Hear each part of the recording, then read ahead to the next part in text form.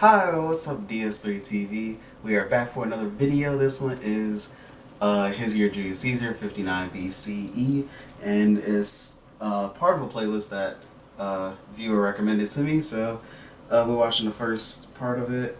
I don't remember if we watched this one. I don't think we did, but it's by Historia Civilis, and yeah, so let's get into it. And yeah, and also subscribe to the channel. Subscribe to the channel. Want to get to 2,000 subscribers by my birthday, September 13th. Also, follow my Twitch channel. Play a lot of Valorant on there. Also, we're in the middle of playing Blair Witch, which is a really fun game. And also, we're gonna start doing some GTA roleplay, and also gonna start a little Minecraft series on there. So it's gonna be a fun time, and we might get to play some Phasmophobia later if some of my friends want to play. And yeah, so it's gonna be a fun time regardless. Come on down and see what we do. I think I might. And also we might do some other stuff too, like some more reactions and stuff like that too. So who knows? But yeah, let's get into it and play. In the summer of the year 60, Julius Caesar, approaching the end of his term as governor of Hispania Ulterior, returned to Italy. He had spent his time campaigning against the hill people of northern Spain, and for his efforts had been awarded a triumph by the Senate. This was a great honor, but Caesar had even higher ambitions. It took some arm twisting, but he was able to secure a special dispensation from the Senate, allowing him to run for consul 2 years before he was technically old enough to run. This was, strictly speaking, against the rules, but more and more common in the late Republic. So here's Caesar, sitting outside the city of Rome, waiting for the Senate to decide on the date for his triumph. This is when the conservative bloc in the Senate threw a curveball. They lobbied successfully for Caesar's triumph to be pushed back until after the deadline to announce your candidacy for consul. Why does this matter? Because triumphs were for active generals, and active generals were forbidden from entering the city. And if you couldn't enter the city, you couldn't run for consul. Why did they do this? Basically because Caesar was a radical reformer and they didn't like his stupid face. Caesar sent a letter to the Senate being... Makes sense. I mean, yeah, they probably just didn't, and usually the conservative branch of the government doesn't really like too much change, so yeah. Like, okay, it looks like you guys made a scheduling mistake, but here's the thing, everybody knew that he intended to run. Why do you think he got that special dispensation to run early? He had been openly preparing for this campaign. He had actually left Spain early just so he could be back before the deadline. If they had a problem with him running, they shouldn't have given him the dispensation to run early. But if this was simply a scheduling mistake, Caesar was open to working it out. He suggested, how about you just let me declare my candidacy in absentia? The Senate heard his request and harumphed many harumphs. Such a thing just wasn't done, and they had already gone out of their way to bend the rules for Caesar. The conservatives, led by a senator named Cato, had a field day with this. Cato filibustered, meaning that he spoke and spoke until the Senate was forced to adjourn for the day. No decision was taken on Caesar's request. Okay, message received. Obviously this wasn't a mistake. This was sabotage. Coincidentally, Cato's son-in-law, Bibulus, was running for consul as well, with the full support of the conservative bloc. Okay, now it was making more sense. In response to this, Caesar did something insane. He renounced his command. By doing this, he also renounced his triumph, which I cannot stress enough was an unthinkable thing for a politician to do. But by doing this, he gained access to the city. People watched, astonished, as he marched right down to the forum and officially declared his candidacy for consul. Caesar already had a strategy in place. He had arranged to run on a joint ticket with a man called Lucius. Since there were 2 consuls, this was sometimes done, but it was the exception rather than the norm. Caesar was a young and popular politician running as a reformer. Lucius was a wealthy, more moderate senator with no name recognition or, let's be honest, charisma. Lucius financed the campaign and paid the bribes, while Caesar made the speeches and rallied the people. Unlike Caesar, Lucius was by no means a radical. He was a close friend to Cicero, an extremely influential, slightly conservative but ultimately pragmatic senator. Caesar was desperately seeking Cicero's support, not only for this campaign, but for the year to come. In this respect, Lucius served not only as a piggy bank, but also as an olive branch to the more moderate senators. As the campaign was drawing to a close, it began to dawn on the conservatives that Caesar was the clear frontrunner. Before every consular election, the Senate decided where the next 2 consuls would serve as governors after their term was up. This was done before the election, so the winners weren't subjected to any political shenanigans. Since the conservatives couldn't do anything about the fact that Caesar looked like he was going to win this thing, they decided to hijack this process. They started to make a big stink in the Senate about the physical degradation of rural Italy. This was kinda true, so they got some support from their fellow senators. As a solution, they proposed that instead of assigning a province to the next consuls, they should instead spend their time restoring the woodland and country lanes of Italy. Incredibly, the Senate fell for this. The motion passed. To many outside observers, including Caesar, this was another act of sabotage. But Caesar was powerless to do anything about it. Yet. When election day rolled around, everyone kind of figured that Caesar was going to win. The real question became who else would serve as consul. It was a race for second place between Bibulus, Cato's conservative son-in-law, and Lucius, Caesar's uncharismatic ally. In the end, Bibulus won. This must have come as a surprise to Caesar, since the plan was for poor old Lucius to ride in on his coattails. Meanwhile, it was a huge coup for the hardline conservatives. Bibulus had planned to put a halt on all new reforms during his term. It was going to be an interesting year. The election for consul took place in July, and incoming consuls didn't actually take power until January 1st, so Caesar had a ton of time to prepare, and he did. Now this hasn't come up yet, but it's important to know. Caesar was in a secret alliance with 2 other senators, Pompey and Crassus. Yeah.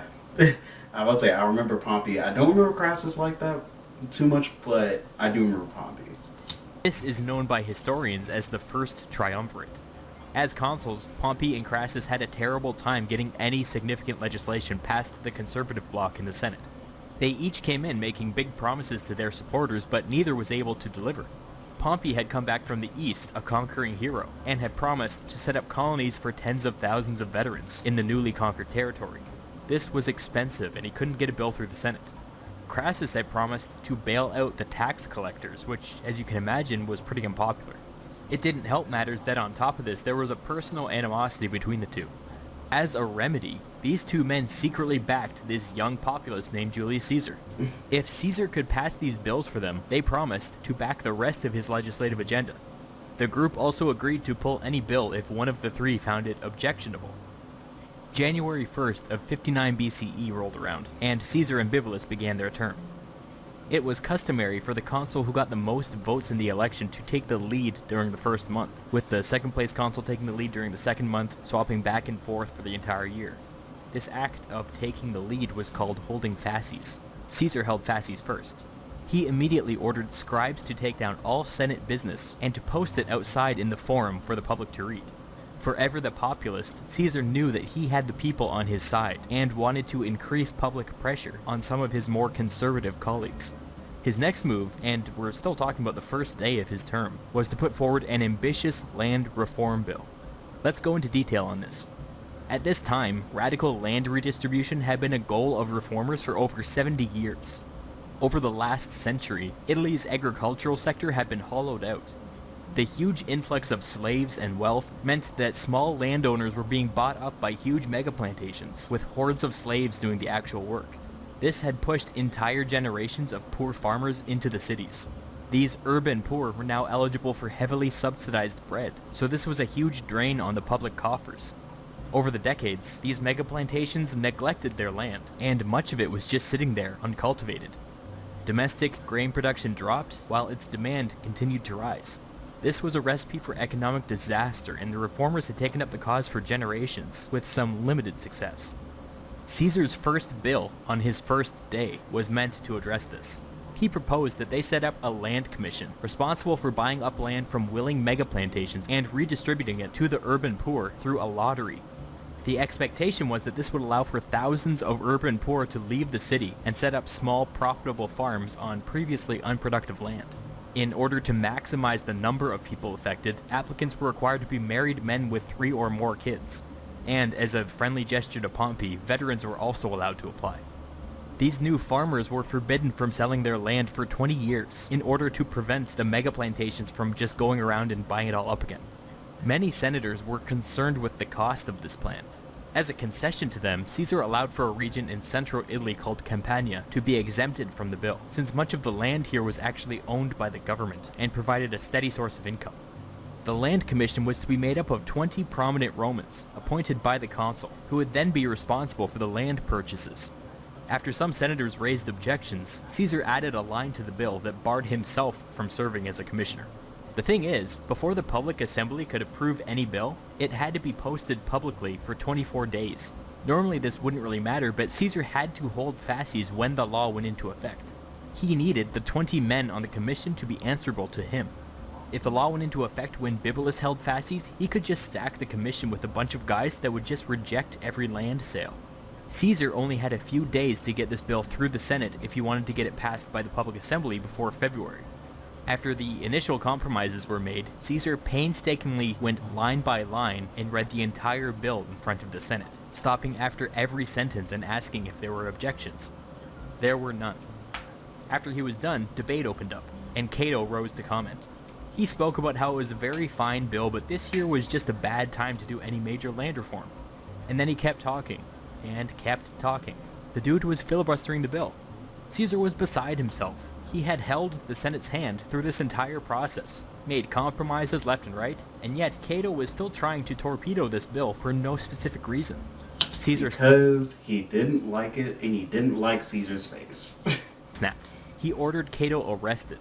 He had the authority to do this as consul, but the Senate erupted into chaos. A bunch of senators stormed out, with one telling Caesar to his face that he'd rather be in prison with Cato than in the Senate with Caesar. The whole thing was a major misstep. Not only did Caesar alienate the entire Senate by trampling on its prerogatives, but he gave ammunition to his enemies. This is when they started to call him a tyrant.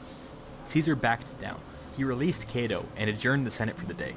It was obvious that Cato and his conservatives weren't going to play nice, so Caesar had to think creatively. He took to the streets. He posted the full text of the land bill in the forum for anybody to read, and simply proclaimed that the public assembly would vote in 24 days. He then went around and started to make a series of speeches promoting the bill to the public. The Senate never passed the bill. Caesar just decided to skip a step. Due to a quirk in the Roman constitution, this wasn't technically against the law, but it just wasn't done. Pompey and Crassus surprised everybody by vocally supporting what Caesar was doing, which added some legitimacy to the whole thing. Caesar even invited Bibulus to come and debate the merits of the bill before the public. He came, but the crowd was so whipped up that he was booed off the stage before he even got a chance to speak. At the end of the 24-day grace period, it was time for the public assembly to vote on the bill. Before the vote, a large conservative delegation arrived, led by Bibulus and Cato, and followed by all of the conservative tribunes of the plebs and a bunch of lesser senators. The inclusion of the tribunes was significant, because both they and the consuls had the power to veto the proceedings. They had come to do just that. Upon their arrival, the crowd flew into a frenzy. Bibulus was making his way towards the speaking platform when the crowd attacked him. His bodyguards were overpowered, and he was pulled into the crowd. Bibulus legitimately thought that he was about to be killed. Instead, the crowd dumped feces on his head. Honestly, I would probably rather be killed than get feces thrown on my head. Just me, but I think that's definitely something I would never want to happen. Conservatives were absolutely distraught over what they saw and fled for their own safety. Once they were gone, a vote was called and the land reform bill passed with a huge majority. Now, Bibulus would later claim that during this incident he was exercising his veto the entire time, making the entire vote illegal. Caesar would claim that the roar of the crowd was so loud that nobody could hear what anybody was saying. You can decide for yourself who you believe. At last, Caesar finally... both are good arguments, but you can't.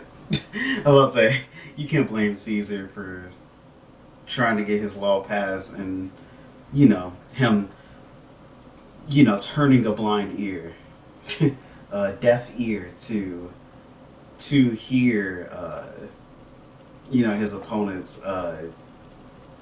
naysaying of the bill, I guess you could say. Finally got to appoint his commissioners, and oh, look at that, top of the list, Pompey and Crassus. On February 1st, Bibulus held fasces. His first act was to call for a meeting of the Senate to officially condemn Caesar for his use of mob violence. At a minimum, he wanted the vote overturned, and there was even talk of stripping Caesar of his consulship. The speaking order in the Senate always went in order of prestige, and in this case the order turned out to be very significant. Bibulus held fasces, so he got to speak first. As the other sitting consul, Caesar spoke second, in his own defense. Then, consuls from the previous years got to speak, two of whom happened to be Pompey and Crassus.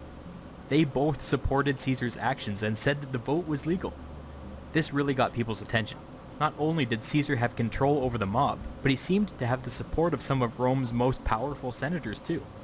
All of a sudden, no other senators felt comfortable criticizing Caesar. Bibulus's proposal died on the floor. After this incident, Bibulus retreated to his home and basically did not appear again publicly for the rest of his term. In the absence of his colleague, Caesar unexpectedly held fasces again, and as a cherry on top, the Senate was now kind of terrified of him.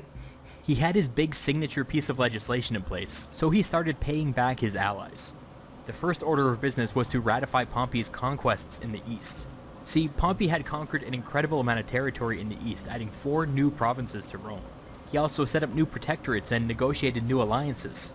Upon his return, the Senate saw fit to award him with a triumph, but didn't bother ratifying his new conquests or treaties. Even when Pompey himself was consul, he couldn't get his own conquests recognized by the Senate, which only shows you how broken this system was during this period. Caesar was able to get this squared away with minimal opposition, much to Pompey's delight. Caesar also had to pay Crassus back for his support.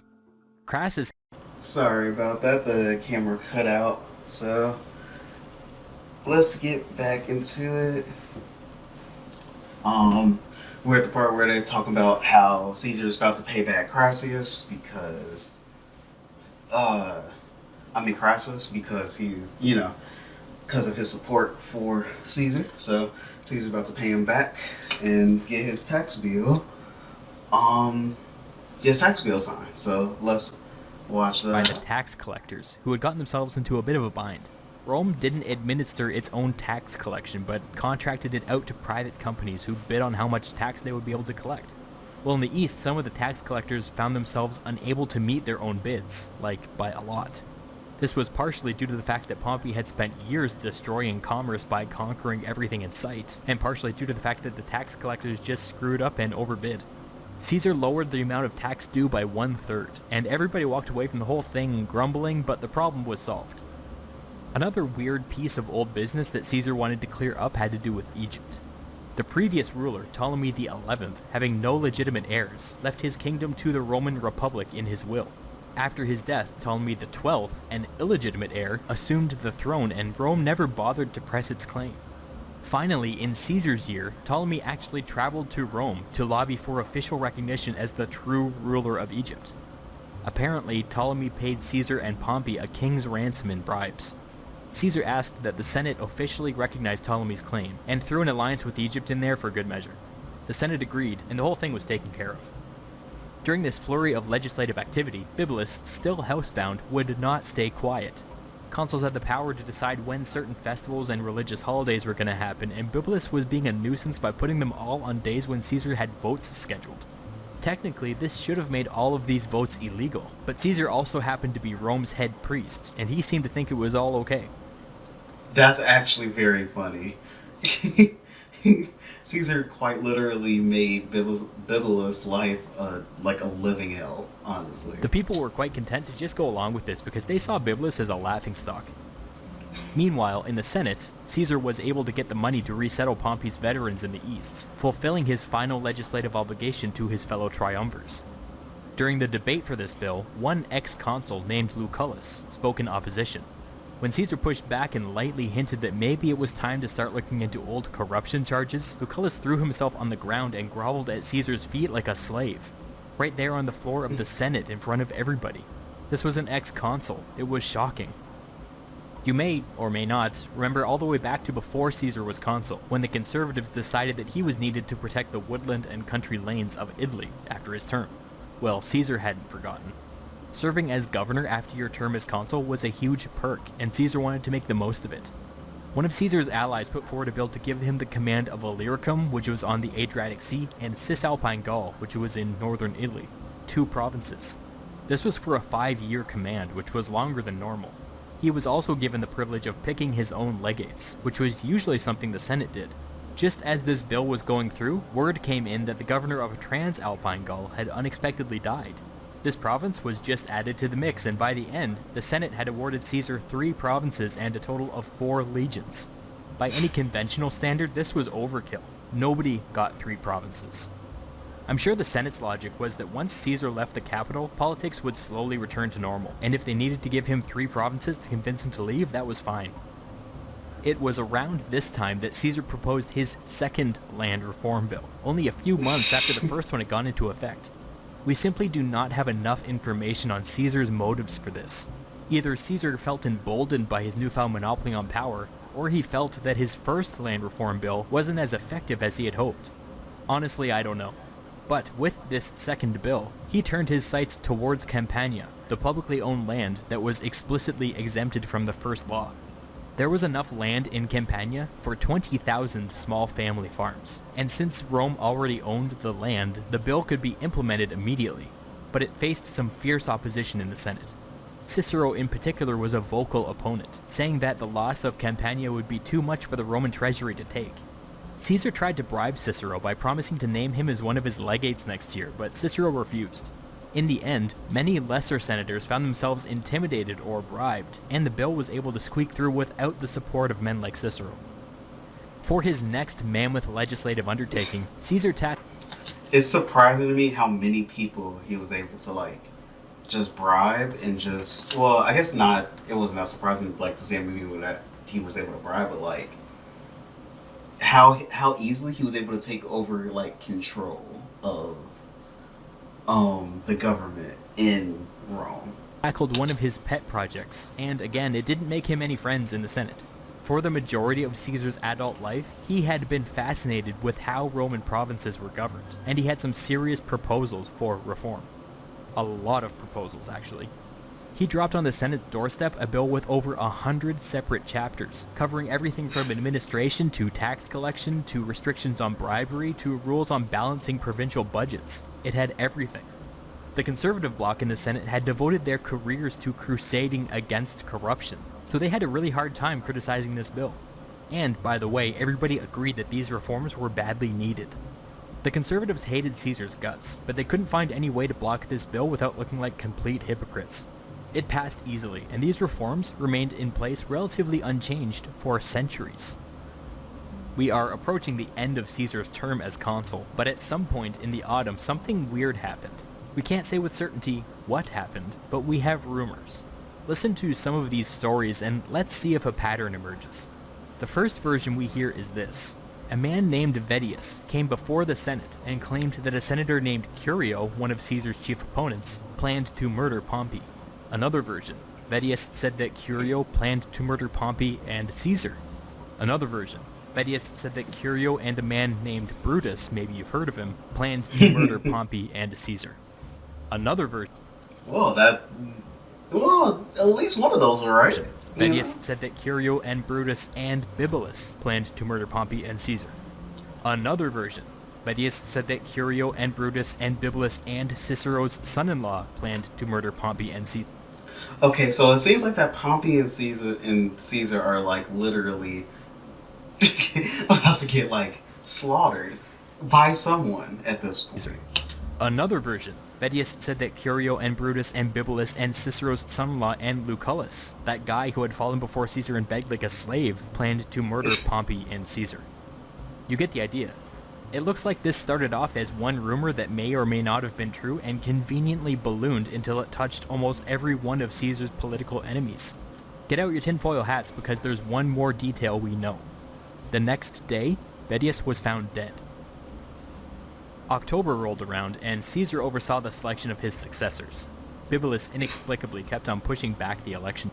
Normally this was done in July, but Bibulus' holidays pushed the elections back 3 months. This makes it pretty clear that Bibulus had no grand strategy. Since delaying the election of Caesar's replacement make no sense at all. Yeah, that is true. Because it literally would have been better for you not to push back the holidays. The reformers ran their candidates, the conservatives ran their candidates, and in the end, the winners were Caesar's father-in-law and one of Pompey's old legates. 2 reformers and 2 allies of Caesar. His legacy was now secure. Consuls officially handed over power on January 1st, and it was customary for them to give a farewell speech at the end of the year. Caesar gave his speech, it was normal, whatever, history doesn't remember it. Then, to everybody's surprise, there was Bibulus. The man hadn't been seen in public all year, and suddenly he wanted to deliver a speech. As he approached the speaking platform, a tribune of the plebs stepped forward. This tribune basically owed his entire career to Caesar. He invoked his veto, stopping Bibulus from giving his farewell speech, and stripping the poor man of his last shred of dignity. Ooh. Caesar couldn't have asked for a better gift on his last day as consul. Imagine that happening to somebody you hate so much. Just amazing.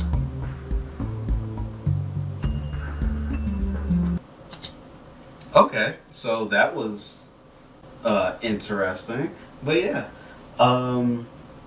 subscribe to our channel. Want to get 1,000 subscribers by get 2,000 subscribers by my birthday, September 13th.